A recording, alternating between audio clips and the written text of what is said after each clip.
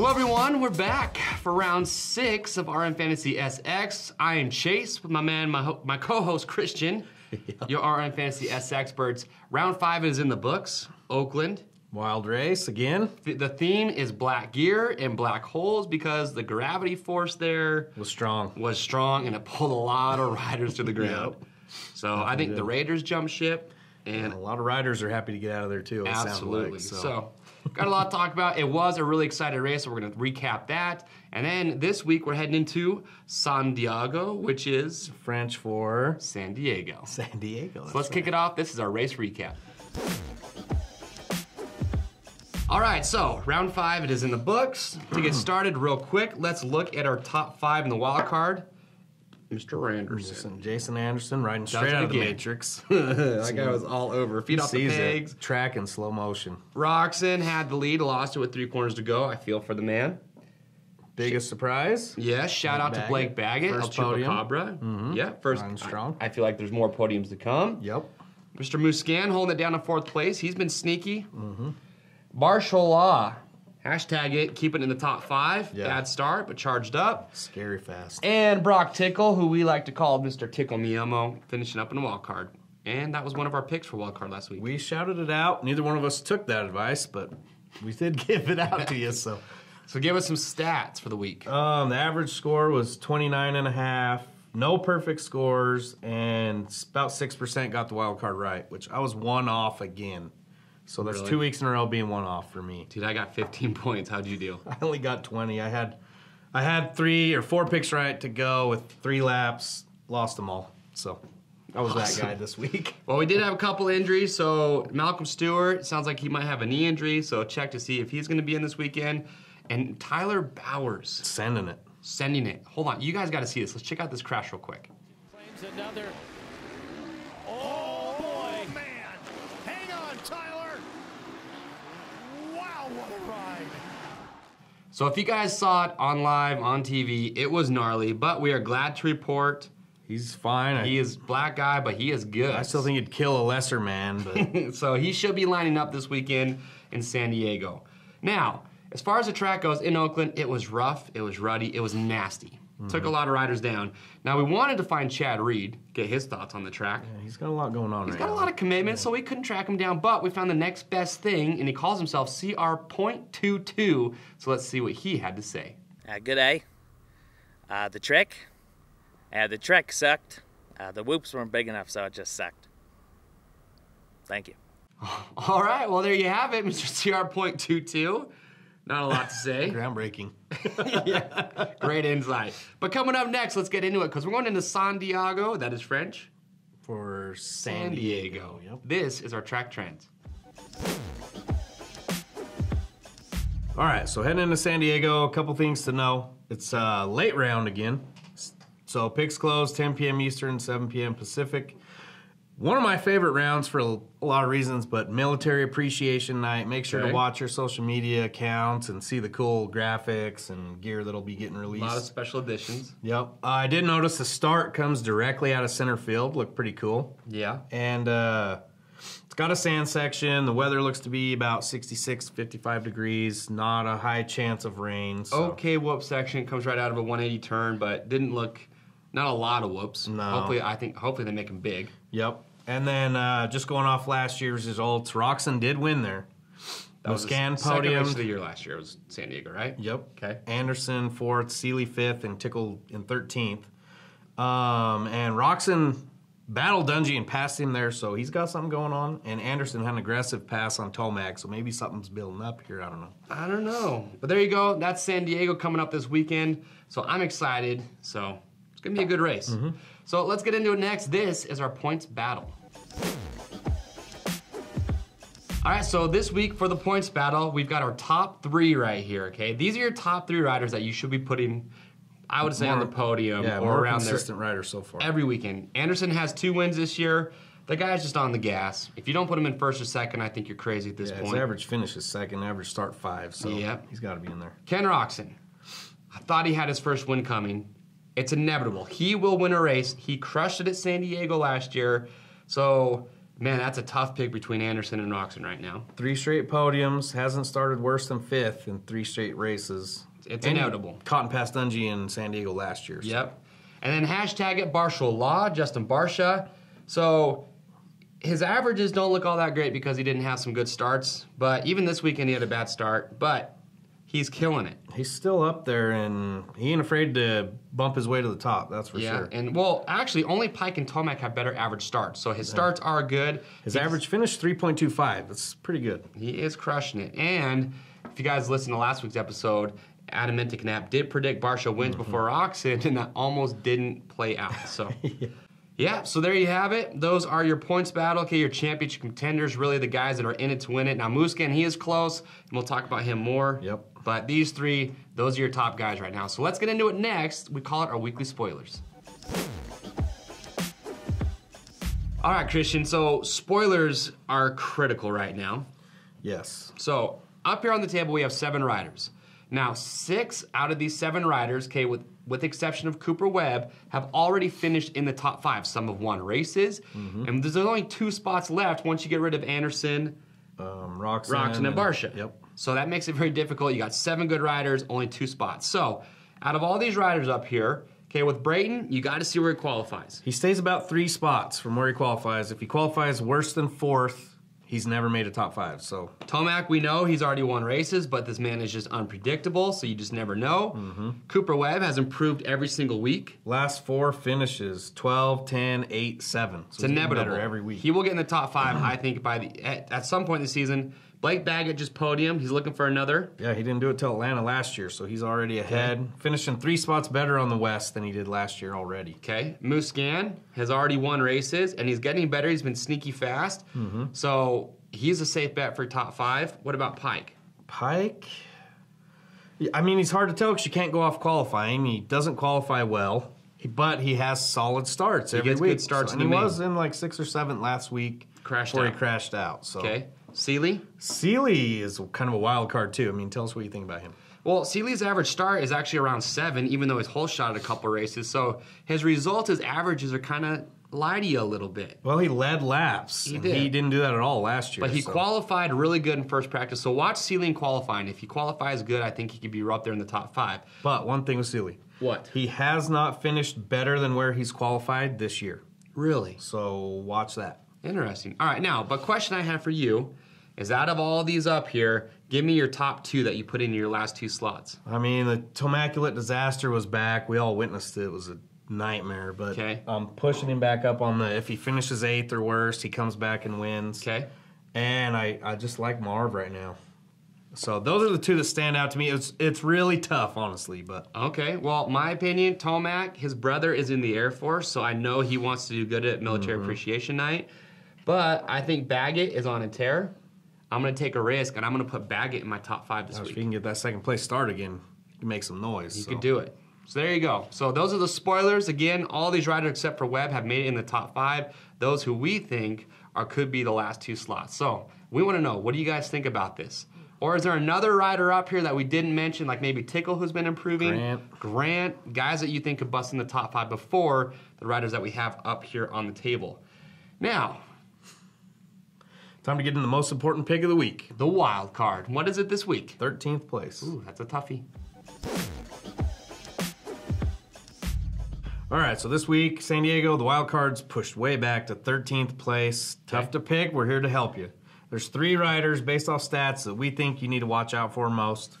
Chad Reed, he's taken 14th twice in the last 3 standard rounds. Okay. Malcolm Stewart, before he got hurt last week, his finishes were 13, 11, 11, and took 13th in Glendale. And Vince Little Freezy has taken 13th twice this year and in 2 of the 4 standard rounds. And his average finish is about 13.75. Did you call him Little Freezy? Little Freezy. Where'd that come from? I don't Little know. Wheezy, dude? Yeah, Little exactly. Freezy? Little Freeze rate, Wheezy. who knows? Well, there you go. Those are our top 3 wildcard picks based on stats. What do you guys think? Maybe we'll stick to him this week and not miss it by 1 point. Yeah, or 1 you never spot. know. But next up is probably our favorite segment of the show because we got the 7 Deuce Deuce, Mr. Adam Enticknap. We're going to get him on the phone and ask him some questions about last week and also what his thoughts are going into this round in San Diego. Flexing in my fly gear from my head to my boots. All right, everyone, we have him on the phone. We call it Between Two Berms, the 7 Deuce Deuce, Mr. Adam Enticknap. What's up, Adam? What up? How you guys doing? Good, man. Dude, so we're curious. Last weekend, the track was absolutely brutal. Sum it up for us. What was it like being there? Pretty much war zone, to be honest. I mean, that was the gnarliest track we've had thus far this season. I mean, the ruts were so deep. The ruts were jump in, jump out. You know, it was like you just landed in a rut, jumped out of a rut, and you better hope you picked the right one. Right on. Well, we saw it bite a lot of riders. That is for sure. Now, this weekend, what we want to talk about with you is our top 3 right now in what we call the points battle. You got Roczen, Barcia, and Anderson. What is it going to take, one, for Anderson to win the championship, or what is it going to take, do you think, for Roczen and Barcia to take over? I think right now we're starting out with Roczen. I think he's in a good place. I think, you're seeing a lot of maturity out of Roczen this year. You're seeing a big difference in his riding style and his aggression and his push to kind of make that win. He's being cautious, as everybody can see, but he's in it for the championship. I think right now for Roczen, he needs to keep doing what he's doing, try to get good starts, and let the other 2 guys make their mistakes. For Barcia, I mean, you've seen it. He got the start.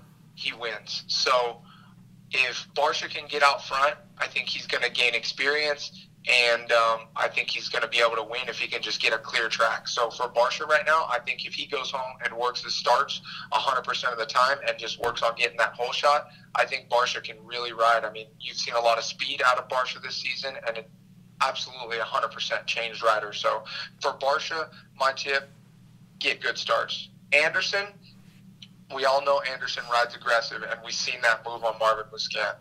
If you keep doing moves like that, there's going to be a bike problem. You know, you're going to break out a front wheel, you're going to put a hole in the case, you're going to put a hole in the radiator, something's going to happen. We've seen that mistake in practice. He was okay, thankfully. But, after you ride aggressive like that for so many times, there's going to be something that happens. You're going to have a bike problem. You're going to make a mistake. So you got to be careful with that. For Anderson to win the championship, I think smooth and consistent is the key for him for sure. Okay. Now, you had a rider this week that you wanted to talk about, Mr. number 14, Cole Seeley. Now, speaking of Anderson not being too aggressive, Anderson and Seeley have had a past. And I was just kind of thinking about it. Anderson's actually taken himself out multiple times with Seeley, so kind of brings up your point, right? Yeah, absolutely. I mean, those guys definitely have a pass. I mean, how many times did Cole Seeley get passed on the last lap by Anderson? I mean, that's got to take some wind out of your sails.